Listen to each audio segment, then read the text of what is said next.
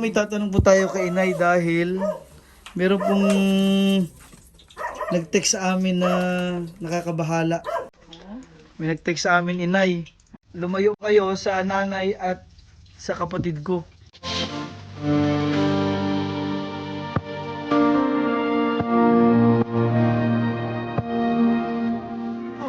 Ay, nagalayas ako Bakit po kayo naglayas? kasi para makabili ng pagkain, gamot ng nanay, ng kapatid.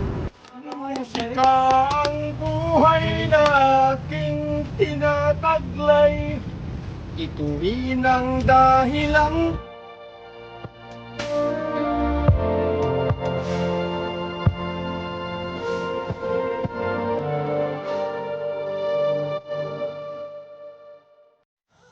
Ngayon po pupuntahan natin yung bahay po ni Brother Andy ngayon.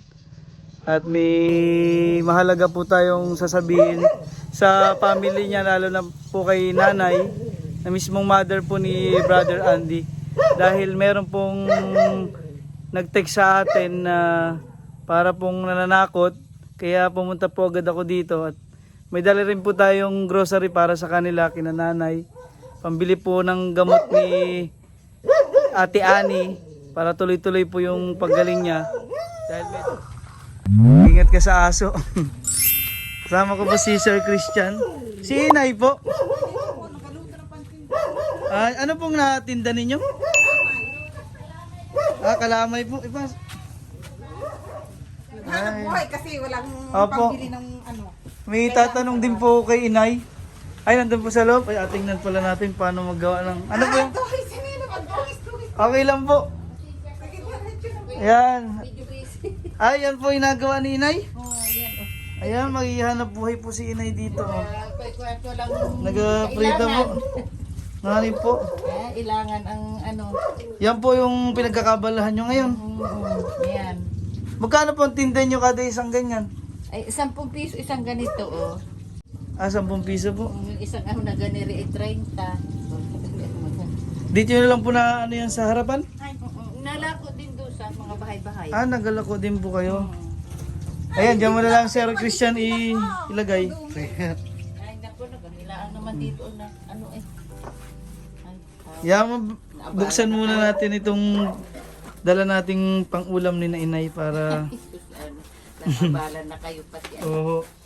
Tsaka may tatanong po tayo kay Inay dahil meron pong nag-text sa amin na nakakabahala. Nag-text sa amin.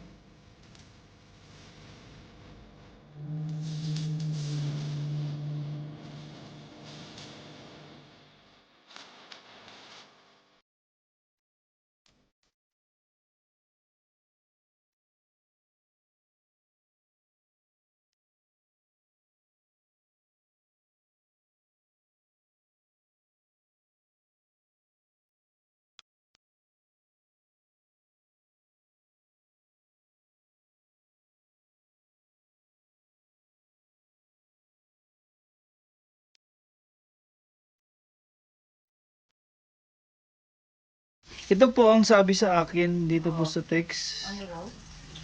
Nahanapin ko lang po. Ay, naku po. Yun. Nakagulat naman kayo. Kayo. Nasa abroad na. Hindi po. Hindi po namin makita yung anak niyo po, si Brother Andy sa bayan. Ay, naku na. Kaya dumiretso na po kami dito. Hindi nyo nakita sa doon sa bahaghari. Ano yun? Ganyan pala ang pagluto niyan, Inay. Ano? Ganyan. Inaprito din po pala yung dahon ng niyog. Ay, paano yung isang agad ko na? Siya para maisalang din eh. Doon na para- Oo. Para hindi po masira. Para hindi masira yan, para buo. Ito pong number na to, may 6831 yung huli. Ay, hindi ko alam. 0917116. Ay, tinay na pa yan.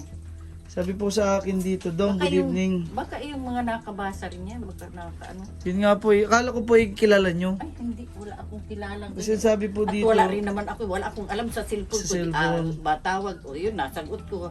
Wala akong alam dyan sa... dito po ito na po si Sister Annie. Okay naman po Ay, kayo. okay na. May dala din po kasi ako pambili ng ano nyo po, pandagdag na allowance na panggamot po. Ay, salamat. Pambili po ng gamot Yun ni nga ang important. Sister Annie. Ano po?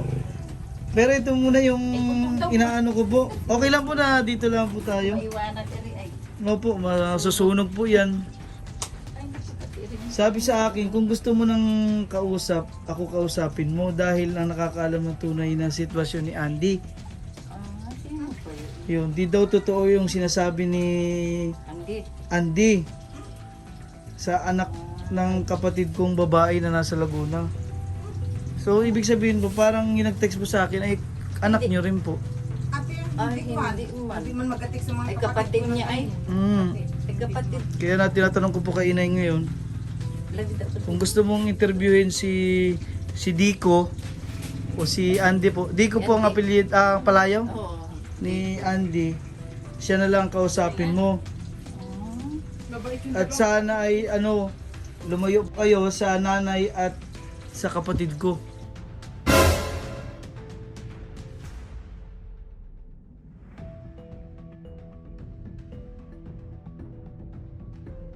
Yung sinabi po ang sabi ko naman po, natulong lang po kami kay sister, yung kapatid po ni Brother Andy dahil nung nakilala po namin si Brother Andy, hindi naman po namin alam na ganyan po yung nangyari sa inyo. Ano po?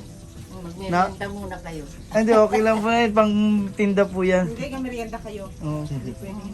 Kailan po kayo dumating dito sa bahay? Kahapon lang po. Pero tuloy-tuloy pong niyo po ng gamot. Oo, tuloy-tuloy. Oo. O, tuloy-tuloy na po. Eh, magbibigay po ako ngayon na pambili niyo ng gamot para tuloy-tuloy po. May balita po ba kayo? Wala. Pag sa cellphone wala. Wala kasi akong cellphone din. Kaya, Pero kung kayo po ang tatanungin ko, gusto niyo po bang maibalik dito yung mga anak niyo? Oo naman. Para kung kasama niyo po dito. Oo. Dahil nabalitaan ko din po kay Inay na may 4-piece po ang mga bata. Oo. Kaya tapos elementary pa po Isa lang. High school na pareho. bali meron na po senior high. Dahil kung dito naman po, kaya niyo naman pong alagaan. Nagulat po Sa ako, pag-alaga ikaw. bakit po lahat naandun? Oo nga. Nasa akin dati yung yung isa, yung bunso, yung lalaki ko.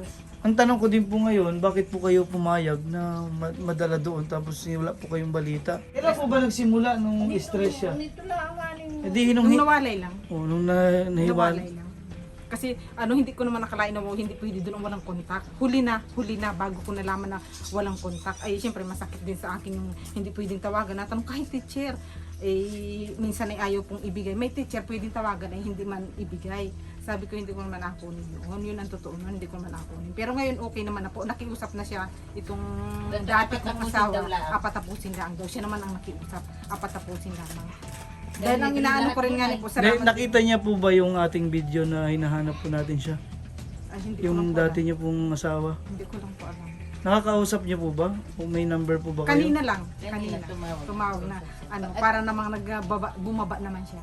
Bumaba naman siya, sabi niya yan. Baka po pwede niyong makausap din yung mga bata para po hindi kayo Yun nga po ang mawala sabi po ko. kayo Ayun, yung sabi niya stress eh. ninyo dahil kung tuloy-tuloy pong hindi niyo alam hindi man lang makita, ma-video call o makausap yung boses ng inyong anak, baka tuloy-tuloy po ang inyong yung depression nyo, hindi po magamot dahil isa po yun sa way para kahit boses lang sana. Ay tinanong ko Makausap wala niyo daw, po. Wala daw po nga pwedeng tawagan doon. Pwede sigurong makausap kung siya ay mapunta na doon. Paano po yung nagtatrabaho din siya? Sa Bicol, nasa Bicol siya ngayon. Isipin niyo, Bicol to Laguna, malayo. Ang tanong ko po rin, bakit nagdesisyon siyang dalhin doon na kaya nyo naman pong alagaan dito yung mga anak nyo? Ikaw nga doon sa pag-aaral. Pag-aaral lang habol, libre po kasi ang pag-aaral doon. Yung sitwasyon lang po doon, nahuli ko na rin nalaman na yung bawal ang cellphone. Kaya pumayag din po. Dahil po alam nyo libre. Siyempre, malungkot ako dahil hindi ko makontak talaga. Yun ang gusto ko talaga, yung may Basta kontak. ito, bumaba ang pandemic at pwedeng magbiyahe. Mauwi sila. Kailan daw po matatapos? Yun ang Kasi problema. hanggang bunso po yun, elementary ay Ay, paano po yun? Kung ay kahit hindi tapos, Ay, ang mabakasyon pakiusap sila. ko naman po sa kanya ay basta bakasyon, nandito sila. Para makasama ko, halimbawa Pasko't Bagong Taon, graduation, nandito sila. Eh kasi po yung, po man din, yung COVID na yun. ngayon po pumayag na kayo na doon na mag-aral kahit hindi Opo. na nyo po kunin dito. Opo. Kaya lang nalulungkot pa rin ako dahil kung sa kontak po, talagang wala. Kaya ako nanalangin kay Lord, sabi ko, Lord, bigyan mo ako kahit simpleng cellphone lang. Kaya nag-ipon-ipon din po ako kahit may gamot lang ako, nag-ipon-ipon konti-konti. Pag may, nag-ano din ako dyan. Sabi ko, iba yung may kontak ako sa sarili. Kasi po wala din akong cellphone, hindi ko sila makontak. Kaya sabi ko, nag-pray pa ako kay God na sabi ko kahit simple lang basta makontak ko sila. Wala kasi pong kaming kontakan, nakakalungkot. Isipin nyo ilang years po ang tiniis ko na buhat nung umalis dito grade 2. O isipin nyo po high school na, walang contact. Siyempre masakit din po sa akin, naiyak din ako, mama ako eh. Ang tagal na nawali sa akin, walang contact. Siyempre hindi mo rin maiwas yung nag-iisip ako, na miss ko sila. Siyempre mama po ako eh. Ang tagal na tiniis ko, isipin nung grade 2, nakapiling ko yung high school na, graduating na yung aking panganay.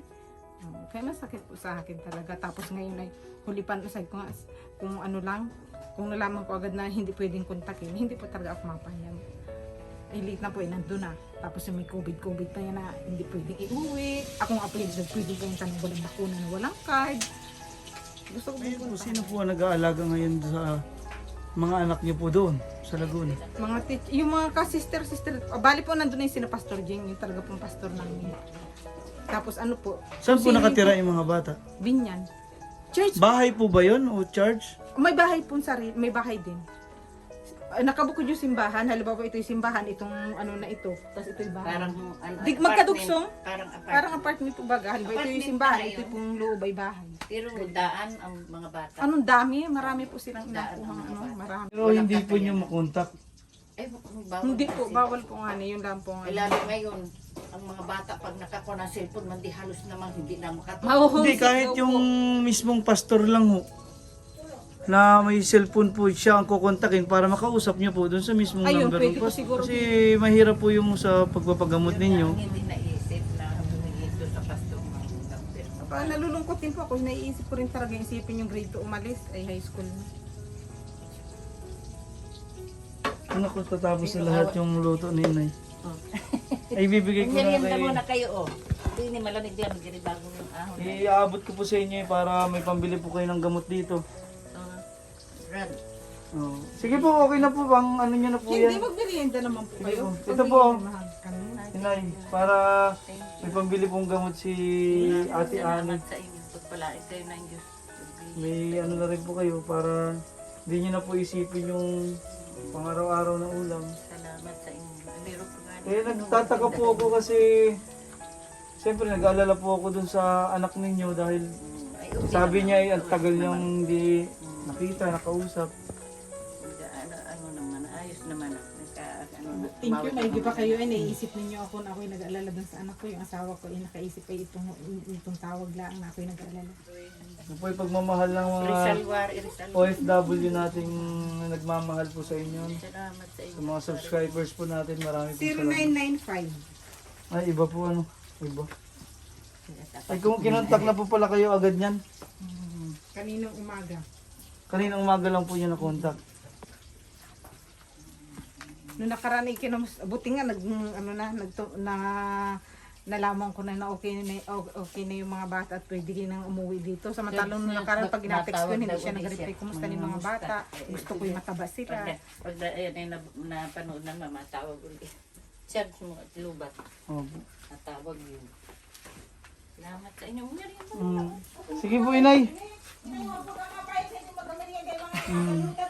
Ay, makain na po tayo dito. Kakainin po natin. Makain na. Oh, yan. Thank you po, Inay. Pahinga po. Tikman natin ang luto po ni Inay. Yan. Isa lang po at hindi ko po masusubo lahat yan. Ay siya. Isa lang. Ay, dalawa kayo, kainin mo yan. Kaya kainin ko po ngayon dito. Tatikman ko na po para malaman natin ang luto ni Inay. Nakapasok kayo din sa amin na hanggang kusina. Ang bilis. Ang init ulo nito, Nay. Mainit na kahit ikupang pa. O, ito, ikaw. Salamat po. Okay. Maraming salamat sa inyong mga subscriber. Sana marami pa kayong matulungang mahihirap na katulad namin na nangangailangan lalo't ngayong pandemic. Talagang hirap ng buhay. Mahirap ang hanap buhay pati. Lalo na yung mga walang naghanap buhay na katulad naming mga senior. Maraming salamat sa inyo. Kahit pa paano nakakatulong sa amin. Salamat din sa inyo na nag-aabalang magbigay sa amin ng